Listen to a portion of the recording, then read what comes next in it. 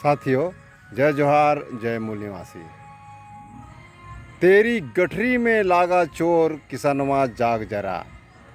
बहुराष्ट्रीय कंपनी बनाम भारतीय किसान।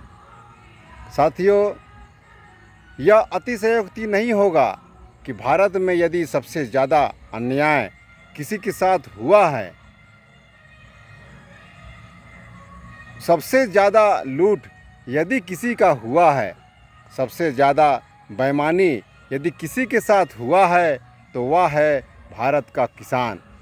इसलिए भारत के सभी किसानों को इसके बारे में जानना, समझना और समझकर इसके खिलाफ एक साथ आवाज़ उठाना, एकजुट होना, इन अन्यायी, अत्याचारी, लुटेरी व्यवस्था को ही उखाड़ फेंकना एकमात्र हमर डगर बचा है। साथियों, धरती पर सबसे पहले आने वाला है किसान। सभी अनाजों को पैदा करने वाला, उगाने वाला और जानकारी रखने वाला एकमात्र है किसान।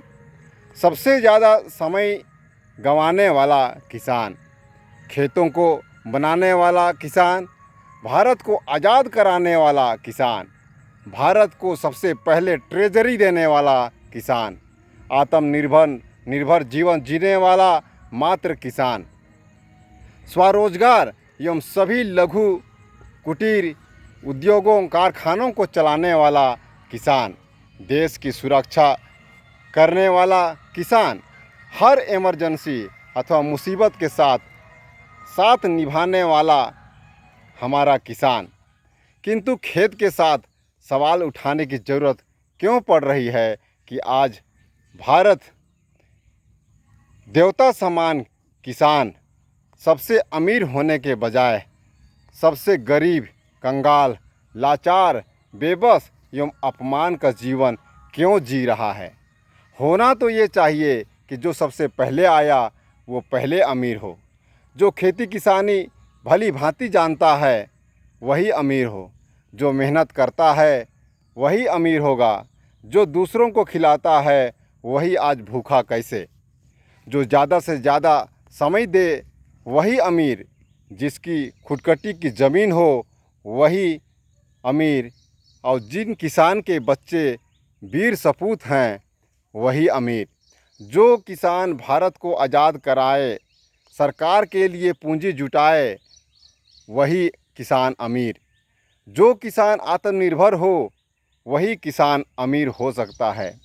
देश की रक्षा करने वाला किसान ही सबसे अमीर, सबसे ज़्यादा रोज़गार देने वाला, उद्योग को संचालित करने वाला, हर मुसीबत में देश के साथ खरा उतरने वाले किसान से बढ़कर अमीर इस धरती पर और कोई हो नहीं सकता। फिर ऐसा क्या हो गया कि किसान की गठरी ही खाली हो गई है। इसके कारणों को जाने बगैर इसका इलाज भी संभव नहीं है। कारण इस तरह है। पहला कारण है किसान की जल, जंगल, ज़मीन एवं खनिज की लूट। साथियों, धरती का कोई एक इंच भी ऐसा नहीं ज़मीन नहीं मिलेगा जहाँ किसानों का सबसे पहले कब्जा ना हुआ हो। फिर तो सारा का सारा खजाना ही किसान की है। किसान के खेती की अमानत बनी, किंतु छल, प्रपंच, षड्यंत्र, साजिश एवं धोखा में रखकर किसान की गठरी में सेंध लग गई। इसका प्रमाण देखिए। ज़मीन का असली मालिक कौन, किसान या पटवारी? मालिक तो किसान, फिर पटवारी का कैसे हुआ? खेत किसान की मेहनत से बनती है या पटवारी के कलम से? किसान का मेहनत तो आज पटवारी के कलम से कैसे बन रही है? ज़मीन पैतृक संपत्ति है या वैयक्तिक? पैतृक यानी कि हमारे पुरखों का था, हमारा है और आगे की पीढ़ी की भी होगी। तो फिर आज व्यक्तिगत कैसे हो गया? धरती जीविका का साधन है या बाजार की वस्तु?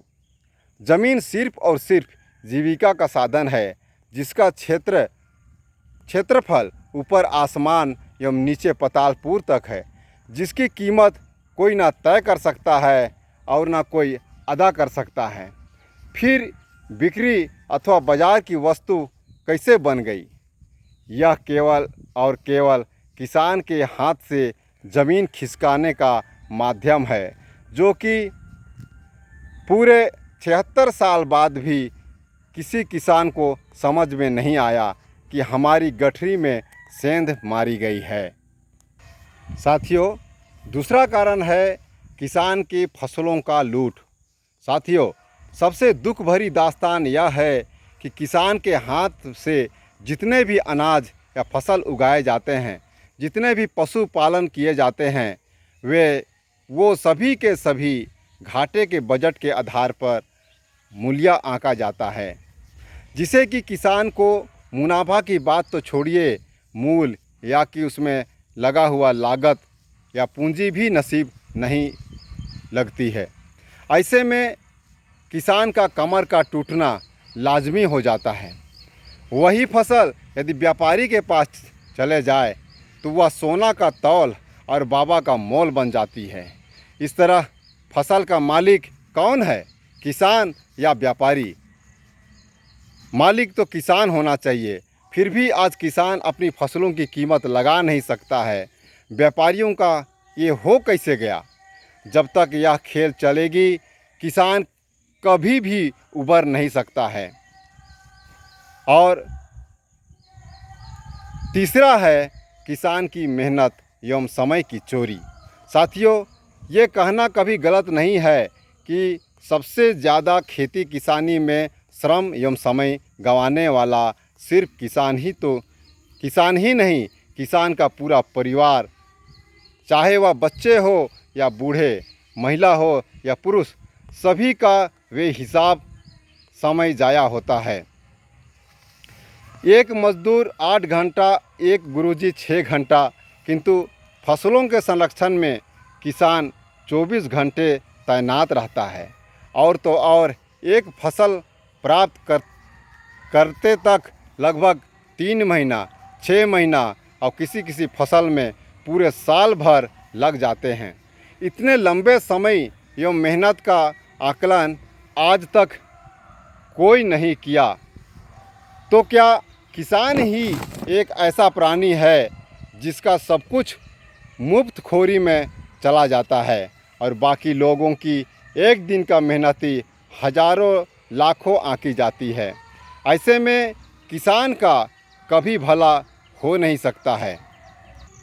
साथियों, चौथा है किसान के साथ होने वाला अन्याय।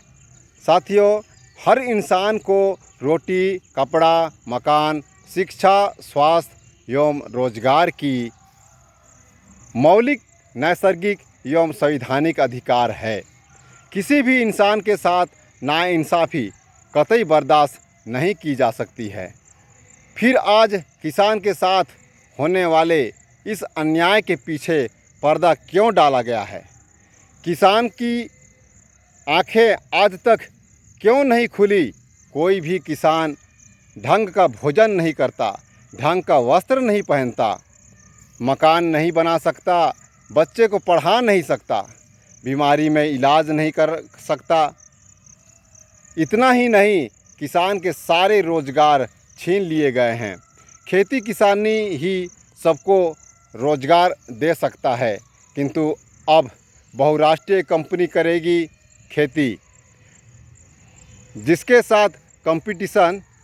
साथ हमारा लघु किसान, छोटा किसान या सीमांत किसान कोई भी कंपटीशन नहीं कर सकेगा। अंत में उनका खात्मा होना निश्चित है। आत्मनिर्भर किसान को राशन के दुकान में भीख का कटोरा लिए कतार में खड़े कर दिया गया है, मानो वह खेती करना ही ना जानता हो। जहां किसान अपना इज्जत और अस्मिता भी खो बैठता है। इस तरह नई कृषि नीति के तहत किसानों का मर्डर किया जा रहा है। इतना ज़्यादती से भला कभी कोई किसान उबर कैसे सकता है? इसके बाद भी बॉर्डर में किसानों का बेटा ही दम तोड़ रहा है। कोई ब्राह्मण, बनिया, सेठ साहूकार या मड़वारी का बेटा शहीद तो हुए नहीं। जिस देश को हर किसान अपने खून पसीना से सींचा है, उस देश में किसान की ये दयनीय हालत करने वाला आखिर है कौन? ये कोई और नहीं, विदेशियों की ब्राह्मणवादी व्यवस्था है, जो कि किसानों का खून जोंक की तरह चूस लिया है। अब मैं आप सभी से पूछना चाहता हूँ कि कौन एसटी, एससी, ओबीसी और माइनॉरिटी ऐसा है जो कि किसान नहीं है, खेती किसानी नहीं करता है, और कौन मूल निवासी किसान ऐसा है जिसके पास खुदकट्टी की ज़मीन ना हो? जिसके पास ये दोनों नहीं है, वे समझो लुटेरा हैं, बाहर से आए लोग हैं, और इन्हीं चंद बाहरी लोगों की भलाई को ध्यान में रखकर 100 करोड़ की आबादी के साथ खिलवाड़ आज भी जारी है। 2025 भारतीय किसानों के लिए आखिरी साल माना जा सकता है जब हम सोते रहे ना जागे तो, और यदि हर किसान जाग गए तो ब्राह्मण तो क्या, कुदरत भी किसान को ज़मीन जायदाद खेती किसानी से अलग नहीं कर सकता है। इसलिए मैं दावे के साथ कह सकता हूँ कि किसानों की ये हालत बनाई गई है। इन दुश्मनों को हमें पहचानना होगा। हम किसान इतना बुद्धू बन बैठे हैं कि आपस में लड़ रहे हैं और दुश्मनों के लिए काम कर रहे हैं, जिसका खामियाजा हम आए दिन झेल रहे हैं। यदि यही स्थिति बनी रही तो किसान को कोई बचा नहीं सकता है। ज़मीन हाथ से निकल जाना ये आम नियति बन गई है। बहुराष्ट्रीय कंपनियों का बाढ़ आ गया है। किसान के पास पूंजी नहीं, उन्नत किस्म का बीज नहीं, फर्टिलाइज़र नहीं, दवाई नहीं, मशीन नहीं, और तो और हुनर नहीं, उन्नत तकनीक नहीं, दिमाग नहीं। सभी को कर्जदार, कामचोर, ठलुआ, अयोग्य कहकर नकार दिया जाएगा। किसान आत्महत्या करने के लिए मजबूर हो जाएगा।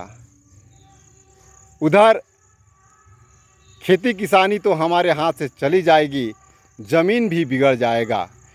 इसलिए यदि आप अपनी किसानी को, अपने ज़मीन को बचाना चाहते हैं तो हमें राष्ट्रीय किसान मोर्चा में शामिल होना होगा। हमको एकजुट होना होगा, सभी किसानों को जागना होगा। और यदि आप ऐसा करना चाहते हैं तो मेरे चैनल को सब्सक्राइब कीजिए, इस वीडियो को सभी किसानों तक शेयर कीजिए। इसी में हमारी भलाई है। जय जोहार, जय मूल निवासी, धन्यवाद।